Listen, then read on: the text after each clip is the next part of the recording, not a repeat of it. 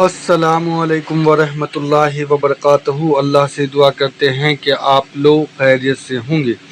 لے پالک اولاد والے پر جنت حرام، منہ بولی اولاد کو باپ کا نام دینا، وراثت میں سے حصہ دینا کیسا؟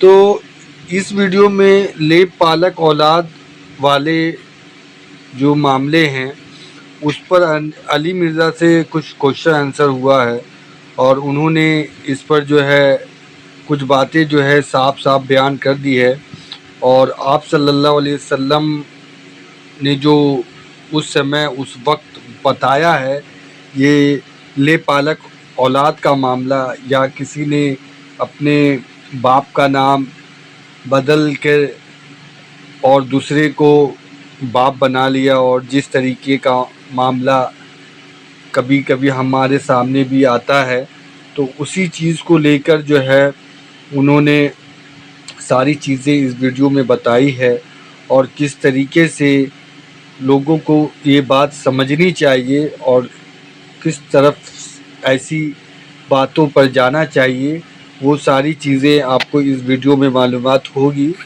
اور یہ ویڈیو بہت ہی بہتر ہے آپ کے لیے اگر آپ دیکھیں، اور آپ کو اگر کچھ اچھی باتیں سننی ہے اور لینی ہے تو یہ ویڈیو کو ضرور دیکھیں اور دوسرے لوگوں تک بھی پہنچائیں کہ اچھی معلومات لوگوں تک پہنچے۔ اور اللہ سے ہم سب یہی دعا کرتے ہیں کہ اللہ ہم سب کو ہدایت کا راستہ دکھائے، حق بات بولنے، حق بات سننے، حق بات دوسرے تک پہنچانے کی توفیق عطا فرمائے، آمین ثم آمین۔ دیکھیں، یہ بڑا کرٹیکل کوسچن ہے اور اکثر لوگ یہ کوسچن پوچھتے بھی رہتے ہیں۔ میں اس حوالے سے ایک تو کیٹاگوریکلی آپ کو اس حوالے سے ڈیسیژن سنا دوں قرآن و سنت کی روشنی میں، کہ جو لے پالک رشتہ ہے اسلام میں، منہ بولا بیٹا یا بیٹی، اس کی کوئی اہمیت اس حوالے سے نہیں ہے کہ اسے وراثت میں کوئی حصہ ملے گا، یا جس نے لے کے اسے پالا وہ اس باپ کا نام رکھ سکتا ہے۔ قطعاً اسلام میں اس کی اجازت نہیں ہے، نہ پاسپورٹ بنوانے کے لیے، نہ شناختی کارڈ بنوانے کے لیے کسی کی کوئی اجازت نہیں ہے کہ وہ اپنے باپ کا نام بدلے۔ صحیح بخاری اور صحیح مسلم کی متفق علیہ حدیث ہے، نبی صلی اللہ علیہ وآلہ وسلم نے ارشاد فرمایا، بلکہ یہ حدیث بڑی کرٹیکل ہے۔ سیدنا علی بن ابی طالب رضی اللہ تعالیٰ عنہ علیہ السلام کے پاس کچھ لوگ آتے ہیں، بخاری مسلم دونوں میں، اور کہتے ہیں کہ کیا رسول اللہ نے آپ کو کوئی خاص علم ایسا دیا ہے جو باقیوں کو نہ دیا ہو؟ ظاہر ہے نبی الاسلام کے اہل بیت میں سے تھے، تو مولا علی نے کہا کہ اللہ کے نبی نے ہمیں وہی علم دیا جو باقیوں کو دیا ہے، ہاں مگر جو فہم قرآن ہے وہ تو ہر شخص کا ایک حصہ ہے، وہ قرآن سے کتنا حاصل کرتا ہے۔ اور انہوں نے اپنی تلوار کی نیام میں سے ایک صحیفہ نکالا اور کہا کہ یہ نبی الاسلام نے کچھ ہدایات ہمیں لکھوائی تھیں جس میں دیت کے اور قیدیوں کے احکامات تھے، اور اس میں کئی اور چیزیں بھی لکھی تھی جو آج میں ڈسکس نہیں کروں گا۔ اس میں ایک عبارت یہ بھی لکھی تھی کہ جو شخص اپنے باپ کا نام بدل لے اور اپنے آپ کو کسی غیر باپ کی طرف منسوب کرے، اس پہ اللہ کی لعنت، اللہ کے فرشتوں کی لعنت اور تمام لعنت کرنے والوں کی لعنت۔ کیونکہ عرب کے لوگوں میں ایسا ہوتا تھا کہ لوگ اپنے باپ کا نام بدل لیتے تھے۔ بخاری اور مسلم میں ایک اور حدیث ہے کہ نبی صلی اللہ علیہ وآلہ وسلم نے فرمایا کہ ایسے شخص پہ جنت حرام ہے جو اپنے آپ کو کسی غیر باپ کی طرف منسوب کرے۔ جنت حرام، حتیٰ کہ منہ بولا بیٹا بھی اپنے منہ بولے باپ کی طرف اپنی نسبت نہیں کر سکتا۔ اور یہ اتنے بڑے لیول کی رسم تھی کہ اس کو نبی علیہ السلام کے گھر سے توڑا گیا۔ آپ کو پتہ ہے نبی علیہ السلام نے ایک بچہ لے کے پالا تھا، زید ابن حارثہ، ان کو زید ابن محمد کہا جاتا تھا صلی اللہ علیہ وآلہ وسلم ورضی اللہ تعالیٰ عنہ۔ اور یہ اتنے لاڈلے صحابی ہیں، یہ واحد صحابی ہیں جن کا نام قرآن میں ہے سورۃ الاحزاب میں، اور کسی صحابی کا نام نہیں ہے۔ زید ابن حارثہ، زید ابن محمد کہا جاتا تھا۔ سورۃ الاحزاب میں پھر اللہ تعالیٰ نے فرما دیا کہ واضح طور پہ کہ ان کو جو اس طرح کے بچے ہیں ان کو اپنے اوریجنل باپوں کے نام سے بلاؤ، یہ جو باپ ہیں یہ ان کے باپ نہیں ہیں، اور اللہ کے نزدیک انصاف اسی کا نام ہے۔ بلکہ یہ آیات سورۃ الاحزاب کے سٹارٹ میں ہی آتی ہیں۔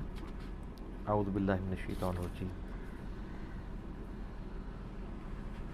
بسم اللہ الرحمن الرحیم، سورہ الاحزاب آیت نمبر 5 ہے، ادعوہم لآبائہم، پکارو ان کو ان کے اپنے باپوں کے نام کے ساتھ، یعنی زید ابن محمد کو، زید ابن حارثہ کو، ہوا اقسط عند اللہ، یہی اللہ کے حضور انصاف ہے، فَإِن لَّمْ تَعْلَمُوا آبَاءَهُمْ، اور اگر تمہیں ان کے باپ کے نام نہ پتا ہو، اب کوئی کہہ سکتا ہے جی پتہ ہی نہیں کس کا ہے، ہم نے تو لاوارث بچہ پالا ہے، تب بھی نہیں رکھ سکتا سر، اگر تمہیں ان کے باپوں کے نام نہ آتے ہوں، فَإِخْوَانُكُمْ فِي الدِّينِ، تو تم یہ کہو کہ ہمارے یہ دینی بھائی ہیں، وَمَوَالِيكُمْ، اور مولا ہیں، دلی محبوب ہیں، وَلَيْسَ عَلَيْكُمْ جُنَاحٌ فِي مَا أَخْطَأْتُمْ بِهِ، اور تم پہ کوئی اس حوالے سے گرفت نہیں ہے جو کچھ آج تک تم سے خطا کے طور پہ ایسا ہو گیا، وَلَكِن مَا تَعَمَّدَتْ قُلُوبُكُمْ، مگر تمہارے اوپر گرفت اس چیز کی ہوگی جو تم جان بوجھ کے کر رہے ہو، یعنی اب پتہ چل گیا تو اب یہ کام چھوڑ دو، پہلے جو کچھ ہوتا رہا معافی ہے، وَكَانَ اللَّهُ غَفُورًا رَحِيمًا، اور اللہ تعالیٰ بخشنے والا مہربان ہے۔ بے شک۔ تو یہ تو ایک جنرل حکم آیا تھا، اس کے بعد پھر سورۃ الاحزاب میں ہی سیدنا زید ابن حارثہ کے بارے میں آیات بھی نازل ہوئیں کہ اس رسم کو اللہ تعالیٰ نے نبی علیہ السلام کے گھر سے آخری درجے میں توڑا۔ آیت نمبر 37 ہے، وَإِذْ تَقُولُ لِلَّذِي أَنْعَمَ اللَّهُ عَلَيْهِ وَأَنْعَمْتَ عَلَيْهِ، وہ وقت یاد کرو کہ جب تم کہتے تھے اس شخص کو، یعنی زید ابن حارثہ کو، جس پہ اللہ نے نعمت اس پر کی تھی اور تم نے بھی نعمت کی تھی، یعنی نبی علیہ السلام نے پالا تھا، امسک علیک زوجک، کہ اپنی بیوی کے ساتھ ہی رہے، یعنی زینب کو طلاق مت دے، کیونکہ حضور علیہ السلام نے بڑی مشکل سے رشتہ کروایا تھا۔ اب زینب جو تھی وہ ہاشمیہ تھی اور یہ حبشی تھے کالے رنگ کے، حضور کی ایک حکم کی وجہ سے شادی ہو گئی تھی، لیکن ظاہر ہے وہ خاندانی جو تھا ایک اتار چڑھاؤ، اس کی وجہ سے وہ نبھ نہیں سکی، اسی لیے بخاری میں حدیث ہے اپنے کف میں شادی کرو، ہم پلہ لوگوں میں۔ لیکن نبی علیہ السلام کوشش کرتے تھے چلائے، واتق اللہ، اللہ سے ڈر، نبی علیہ السلام اس کو کہتے تھے زید کو، وتخفی فی نفسک ما اللہ مبدیہ وتخشی الناس، اور تم اپنے دل میں ایسی بات چھپاتے تھے کہ جس کو اللہ تعالیٰ ظاہر کرنا چاہتا تھا اور آپ لوگوں سے ڈرتے تھے۔ وہ کیا تھا کہ اللہ تعالیٰ نے نبی علیہ السلام کو یہ غیبی خبر دے دی تھی کہ یہ شادی نبھنی کوئی نہیں ہے، حضور کو کئی ایک معاملات پہلے بتا دیے جاتے تھے نا، اور پھر ساتھ یہ بھی بتا دیا تھا کہ جب یہ طلاق دے دے گا نا تو تم نے اس عورت کے ساتھ شادی کرنی ہے۔ اب یہ اس سے بڑی آزمائش تھی، پورے عرب میں پہلے ہی نبی علیہ السلام کو کافروں کی وجہ سے گالیاں کھانی پڑتی تھیں، تو ایک اور گالی پڑ جانی تھی کہ دیکھو اس نے اپنی بہو کے ساتھ شادی کر لی ہے۔ تو وہ اللہ تعالیٰ وہ رشتہ جو منہ بولا ہے اس کو ختم کرنا چاہتا تھا کہ وہ منہ بولی بہو تھی نا، وہ بہو ہے تو نہیں تھی۔ تو نبی علیہ السلام ڈرتے تھے، واللہ احق ان تخشا، جبکہ اللہ زیادہ حقدار ہے کہ نبی تم اس سے خوف کھاؤ، لوگوں کی پرواہ نہ کرو، یہ بات ہے۔ فلما قضا زید، یہ زید کا لفظ ہے، جب زید اس سے اپنی حاجت پوری کر چکا، منہا وطرا، یعنی طلاق دے کے فارغ کر دیا، زوجنا کہا، تو ہم نے تمہاری شادی کر دی۔ حضرت زینب کے بارے میں بخاری مسلم میں آتا ہے، وہ کہتی تھی باقی بیویوں کی شادی تو دنیا پہ ہوئی ہے نا، اور میرا نکاح اللہ نے آسمانوں کے اوپر کیا ہوا ہے، کیونکہ ڈائریکٹ نکاح ہو گیا، اللہ نے کر دیا، ہم نے زوج، کیوں؟ لِكَيْ لَا يَكُونُ عَلَى الْمُؤْمِنِينَ حَرَجٌ فِي أَزْوَاجِ أَدْعِيَائِهِمْ، تاکہ کوئی حرج باقی نہ رہے مومنین کے لیے جو منہ بولے رشتے والے ہیں، کہ اگر وہ ان کی بیویوں کو کوئی طلاق دے دے اور وہ کوئی شادی کر لیتا ہے تو وہ باپ یا سسر تصور نہیں ہوگا۔ اذا قضوا منہن وطرا، جب وہ انہیں طلاق دے دیں، اس سے حاجت پوری کر چکے ہیں، وکان امر اللہ مفعولا، اور یہ اللہ کا وہ حکم تھا جو پورا ہو کے رہنا تھا۔ تو نبی علیہ السلام کے گھر سے یہ رسم ٹوٹی، پھر اسی کے بعد پھر آیا نا، ما کان محمد ابا احد من رجالکم ولکن رسول اللہ وخاتم النبیین، محمد کسی مرد کے باپ نہیں ہے، کیونکہ مرد تو یہی تھا نا زید، تو کہا آپ اس کے باپ نہیں ہیں، بلکہ آپ اللہ کے رسول ہیں اور خاتم النبیین، اور ختم نبوت کا تقاضا ہے کہ آپ کا کوئی اپنا بچہ جوانی کی عمر کو بھی نہیں پہنچے گا، ورنہ وہ بھی نبی بن جاتا نا، بالکل، کیونکہ نبی علیہ السلام کو پروٹوکول ملتا، تو ختم نبوت کا تقاضا یہ ہے کہ آپ کا کوئی بچہ اس عمر تک نہیں پہنچے گا۔ تو سیدہ زینب کا نکاح پھر نبی علیہ السلام کے ساتھ ہو گیا. تو اس میں کلیئر کٹ آ گیا کہ بھی منہ بولا رشتہ کوئی رشتہ نہیں ہے. تو ظاہر ہے پھر وراثت بھی نہیں ہوگی. تو یہ پاسپورٹ کے لیے، شناختی کارڈ کے لیے نام لکھوانا، یہ سب کچھ سب فراڈ ہے. اگر کوئی پہلے لکھا گیا ہے، چلو پرانا ہو گیا تو قرآن کی میں نے آیت پڑھی تو وہ تو معافی ہے. اب آندہ کے لیے حرکت نہ کریں. اور اگر تبدیل کرانا واقعی اب مشکل ہو گیا ہے، آپ کے لیے مصیبت بن جائے گی، تو پھر ٹھیک ہے اسی طرح چلاتے رہیں. لیکن آپ اوریجنلی اپنے رشتہ داروں کو تک تو اناؤنسمنٹ کریں. ہمیں تو ایسا ضرورت نہیں پڑتی کیونکہ ہمارے باپ کے نام ہمارے ساتھ بولے نہیں جا رہے ہوتے. عرب میں تو پورا نام بولا جاتا تھا، عمر ابن خطاب، علی ابن ابی طالب، عثمان ابن عفان، ابو بکر ابن ابی قحافہ، وہ بولا جاتا تھا پورا باپ کا نام بھی. اس لیے وہاں تو بڑا ایشو تھا. ادھر یہ والا اچھا، اسی حدیث کو ایک نیگیٹو یوز بھی کیا گیا کہ وہ باپ کا نام بدلنا، وہ کہتے ہیں وہ اگر کسی عورت کی شادی ہو گئی اور اس نے اپنے خاوند کا نام اپنے سال لگا دیا تو اس پہ بھی جنت حرام ہے. بعض لوگوں نے یہ علماء عرب نے فتویٰ دیا، تو میرا اس پہ یوٹیوب پہ کلپ لاکھوں لوگ دیکھ چکے ہیں، وہ بہت پہلے آ چکا تھا. کیا بیوی اپنی شادی کے بعد خاوند کا نام ساتھ لگا سکتی ہے؟ تو میں نے بتایا لگا سکتی ہے. یہ تو رزلٹ ہی نہیں سے نکلتا. وہ خاوند کا نام لکھا ہوتا ہے شناختی کارڈ پہ، باپ کا نام نہیں اس نے بدلا. وہ جو سال لگا ہوتا ہے نا، عائشہ بنت خالد کو اگر عائشہ خالد لکھا ہے تو وہ ہمارے سب کانٹیننٹ میں وہ عائشہ بنت خالد ہوتا ہے. تو اب اگر وہ اس کی شادی جو ہے وہ کسی زید نامی مرد کے ساتھ ہوگی اور وہ عائشہ زید لکھ رہی ہے تو وہ عائشہ بنت زید نہیں لکھ رہی، کیونکہ اگلے خانے میں لکھا ہے خامند کا نام. تو جب کوئی شناختی کارڈ پڑے گا تو اس کو پتہ چل جائے گا کہ یہ عائشہ کے ساتھ جو زید ہے وہ خامند کی وجہ سے لگا ہوا ہے، باپ کی وجہ سے نہیں لگا ہوا. ہاں اگر وہ لکھ دے عائشہ بنت زید تو اتنی تو کوئی پاگل عورت نہیں ہوگی نا. تو میرا کلپ وہ والا آپ دیکھ لیں. تو میں نے اس میں بتایا کہ یہ فقہ بھی تھوڑی سی سیکھ لیں. بخاری مسلم حدیث سے اللہ تعالیٰ جس کے ساتھ بھلائی کا ارادہ فرماتا ہے اسے دین کی فقہ، انڈرسٹینڈنگ، ٹرو انڈرسٹینڈنگ، سمجھ بوجھ عطا فرما دیتا ہے. اور اللہ تعالیٰ دیتا ہے، میں تو تقسیم کرنے والا ہوں. علم دین اللہ کی طرف سے، میں تو صرف تقسیم کرتا ہوں. اچھا، اس میں ایک اور چیز بھی ایڈ کر دوں، وراثت تقسیم نہیں ہوگی. تو اب جو لوگ لے پالک بچوں کو لیے ہوئے ہیں وہ کہتے ہیں نہیں جی ہمارے بچے نے تو ہماری بڑی خدمت کی ہے، اور بعض اوقات بعد میں ان کی اپنی اولاد بھی ہو جاتی ہے تو کہتے ہیں ہماری جو اپنی اولاد ہے وہ اتنی خدمت گزار نہیں ہے، لے پالک زیادہ خدمت گزار ہے، تو ان کو ہم کیسے محروم کریں؟ تو سر ان کے لیے وصیت کر دیں. صحیح بخاری میں ہے کہ وصیت وارث کے علاوہ کسی اور کے لیے ہو سکتی ہے، اور وصیت تو آپ 1/3 مال کی بھی کر سکتے ہیں. کر دیں کہ میرے مرنے کے بعد فلاں کو ملے. اور زندگی میں دینا چاہتے ہیں تو 1/3 مال آپ گفٹ بھی کر سکتے ہیں اپنے اس بیٹے کو جو آپ کا وارث نہیں بننے والا، یعنی منہ بولا. تو اسلام نے سولوشن دیا ہے، الٹرنیٹو دیا ہوا ہے. جی.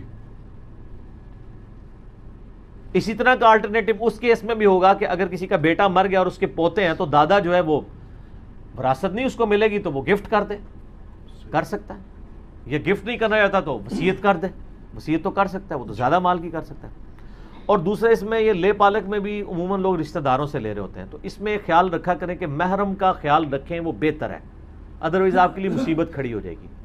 یعنی اگر آپ نے میل بچہ لے کے پالنا ہے، یعنی لڑکا، تو لڑکا کسی ایسے رشتے سے لے کر پالیں کہ جو آپ کی بیوی کا محرم بنے.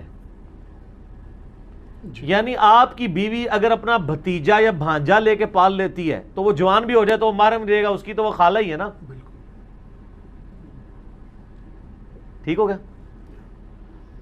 اور اگر آپ بچی لے کے پال رہے ہیں تو وہ بچی ایسی ہونی چاہیے جو آپ کی محرم ہو، ورنہ جب وہ جوان ہو جائے گی اور اگر آپ کی محرم رشتے سے نہ ہوئی تو وہ آپ سے پردہ کرے گی. اور دوسری صورت میں وہ لڑکا اپنی ماں سے پردہ کرے گا. اور اگر آپ کو یقین نہیں ہے تو سورہ یوسف اٹھا کے دیکھ لیں، وہ لے پالک ہی تھا نا سیدنا یوسف. لے پالک، بالکل صحیح. اور قرآن میں آ رہا ہے کہ وہ یوسف بھی قصد کر لیتا اپنی اس ماں کا، نعوذ باللہ، اگر اپنے رب کی برہان نہ دیکھتا.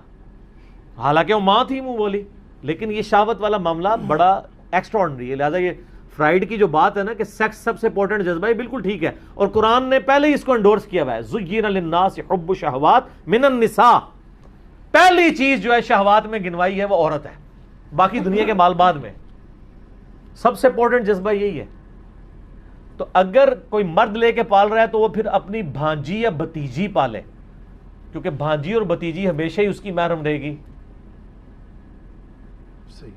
تو یہ میں آپ کو ٹیکنیکل سولوشن بھی بتا رہا ہوں کہ جب لیں تو ان چیزوں کا خیال رکھیں. اگر اس کے باوجود نہیں خیال رکھنے ہو رہا پھر ایز اے لاسٹ ریزارٹ تو آپ کو کرنا پڑے گا. لیکن پھر جوں یعنی جوانی والا معاملہ شروع ہوگا تو اب میں ظاہر ہے ہماری ویڈیوز تو غیر شادی شدہ لوگ بھی دیکھتے ہیں، میں اب اس لیول کی گفتگو اس میں اس لیے نہیں کرتا ہوں. آپ اخباروں میں ٹی وی میں آپ کیسی خبریں پڑھ رہے ہوتے ہیں جی وہ اسی لیے خبریں سامنے آ رہی ہوتی ہیں. اسلام نے جو مجھے کوئی پوچھتا ہے تو میں ہمیشہ کہتا ہوں مجھے اسلام کی سب سے اٹریکٹیو چیز عقیدہ توحید کے بعد، کیونکہ توحید آپ کو دنیا کے خداؤں سے آزاد کر دیتی ہے جو جھوٹے خدا ہیں. کسی کی بدماشی کو آپ بدماشی، کسی کی بزرگی کو بزرگی نہیں سمجھتے کہ آپ اس سے مرغوب ہوں جب آپ ایک اللہ کے ساتھ جڑ جاتے ہیں. قرآن میں بھی جگہ جگہ ہے نا، ایک غلام ہے جس میں کئی مالک شریک ہیں اور ایک غلام صرف ایک ہی مالک کے. توحید آپ کو بے نیاز کر دیتی ہے ہر ایک چیز سے. ایک اللہ کے ہو جائیں آپ ہر ایک سے بے نیاز ہو جائیں گے، ایک اللہ کے محتاج ہو جائیں. توحید کے بعد مجھے اسلام کی جو سب سے اٹریکٹیو چیز لگی ہے وہ سیکس ڈسپلن ہے. سیکس واقعی اتنی غیر معمولی چیز ہے کہ جتنا اسلام نے اس کے اوپر زور دیا ہے نا، حتیٰ کہ بخاری میں حدیث ہے جب پردے کی تلقین ہوئی تو نبی علیہ السلام سے کہا گیا دیور، آپ فرمایا دیور موت ہے. اتنے سخت الفاظ. یہاں ہمارے سب کانٹیننٹ میں کہتے ہیں جی بابی دیور کا ماں بیٹے کا رشتہ ہے، اور پھر وہ جو سکینڈل چل رہے ہوتے ہیں وہ بھی آپ دیکھ لیں پھر ماں کے ساتھ کیا کر رہے ہیں یا مائیں کیا کر رہی ہیں بیٹوں کے ساتھ. تو اسلام کیوں سیکس ڈسپلن کے اوپر اتنا زور دیتا ہے؟ میرا مسئلہ 155 سیکس کے اوپر ہے، اور اس میں میں نے شروع میں اناؤنسمنٹ کی ہے کہ شادی شدہ لوگ دیکھیں. غیر شادی شدہ دیکھنا چاہتے ہیں تو مرد و عورت اکٹھے بیٹھ کے نہ دیکھیں، بہن بھائی بھی اکٹھے بیٹھ کے نہ دیکھیں، بچیاں بچیوں میں بیٹھ کے دیکھیں اور مرد مردوں میں بیٹھ کے. تو تب اس کا آپ کو بینیفٹ، اس کے کلپس تو ملینز آف پیپل نے دیکھے ہیں. مسئلہ 155 آپ جا کے لکھیں یوٹیوب کے اوپر تو وہ میرے سیکس کے اوپر ساری ویڈیو کھل جائے گی. تو سیکس ڈسپلن بہت امپورٹنٹ ہے. تو لے پالک کے کیس میں بھی ان چیزوں کا خیال رکھنا ضروری ہے. اس طرح لے پالک سے کوئی رشتہ نہیں بن جائے گا اور لوگ پاسپورٹ اور ان چکروں میں پڑے رہتے ہیں دنیا کمانے کی خاطر. پھر تو کل کو وہ جو لوگ اپنے آپ کو قادیانی لکھوا کے پولیٹیکل اسائلم لے رہے ہیں جرمنی میں تو وہ بھی کہہ دیں گے ہم کون سی قادیانیت قبول کی، صرف لکھوایا ہے. تو یاد رکھیے گا اسلام میں فتویٰ ظاہر کے اوپر لگتا ہے. جو آپ ڈاکومنٹ میں لکھ دیں گے نا آپ کا وہ کفر شمار ہوگا چاہے آپ دل میں ایمان بھی رکھتے ہوں. وہ اس صورت میں آپ کا ایمان شمار ہوگا جب آپ کو گن پوائنٹ پہ کوئی کروائے. وہ سورۃ النحل کے اندر آیا ہے آیت نمبر 105 سے لے کے آنورڈ 116 تک کہ اللہ تعالیٰ یعنی اس پہ گرفت نہیں کرتا پھر کہ جو بندہ زندگی موت کی کشمکش میں کلمہ کفر بول دے اور اس کے دل کے اوپر ایمان ہو. میرا یوٹیوب پہ ایک کلپ بھی موجود ہے تقیہ سے متعلق. تقیہ اس صورت میں جب زندگی موت کی کشمکش ہے. اب یہ پولیٹیکل اسائلم دوسرے ملکوں میں لینا جا کے یہ زندگی موت کی کشمکش ہے کیا؟ ادھر بھوکے مار رہے ہیں آپ کیا؟ اور آپ اپنے آپ کو ڈاکومنٹ میں قادیانیوں کہتے ہیں جی بس لکھوایا ہے صرف. تو سر گیا ایمان ختم، آپ لوز کر چکے ہیں. تو یہاں پہ بھی آپ صرف کاغذوں کے پیٹ بھرنے کے لیے کہیں کہ جی یہ اس طرح ہم کر رہے ہیں، اصل مقصد تمہارا یہ نہیں تھا، وہ اللہ تعالیٰ ہمیں معاف کر دے گا. کوئی معافی نہیں ہوگی سر، پھینٹی ہو جائے گی. میں نے کتنی سخت حدیثیں اس حوالے سے بتائی ہیں. تو اس لیے اگر کسی نے پہلے کیا ہوا ہے توبہ کرے اور آندہ کے لیے اپنی اصلاح کی کوشش کرے، اور جو لوگ ابھی یہ نہیں کر رہے ہیں تو وہ پہلے ہی ذرا اس حوالے سے خبردار ہو جائیں. ٹھیک ہو گئی؟